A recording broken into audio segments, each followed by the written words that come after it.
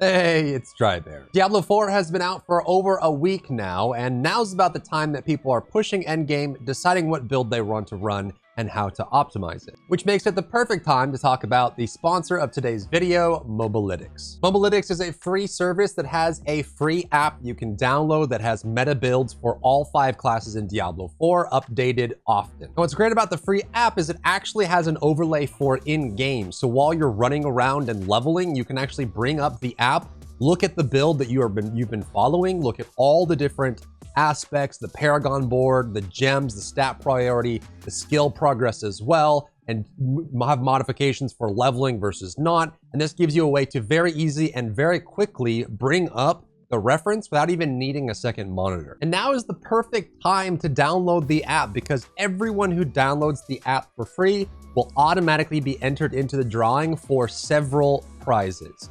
First of which is the Statue of Inarius Premium Statue. This is a 26-inch collectible figure from Diablo 4, Inarius being bound up. We also have a 24.5-inch premium Lilith statue. So if you like Mommy Lilith, this one you'll be entered in for as well. And Mobalytics is also giving away 10 Diablo 4 collector's editions. But I love the overlay integration in Diablo 4 because it means that you can bring up the overlay at any time. You can tab through some of the builds and options you have available for the class that you're playing. There are separated builds for leveling and for endgame. And when you finally settle on a build that you really like or would like to try out, you can click on it and it gives you this very easy one sheet that has stat priority for every slot of the weapon, even the weapon type. It has the main passives that you'll have for the class. In this case, for Crypt's Lightning Ball Sorceress build, you look at Ball Lightning and Firebolt for the Sorceress enchantments. It has all the legendaries and aspects that you have available.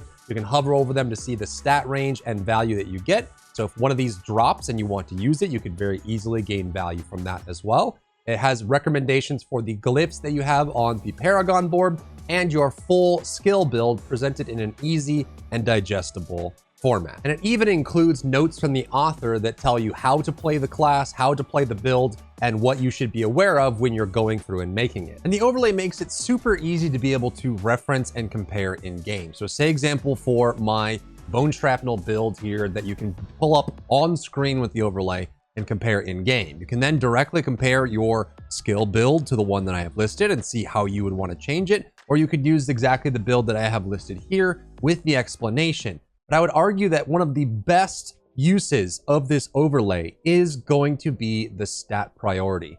With these builds that are made by experts, they have the stat priority for any item that drops. And what's awesome about this is you can then, as you get say you fill up your whole inventory with a bunch of loot that jumps in. And if you're following a build, you may not want to look at an item, remember what all the stats were, try to reference it. So what you can do with this overlay open is say an item drops that you want to use in the build. You can look at the stats that are on it and you know that a yellow item is probably your best drop in the game.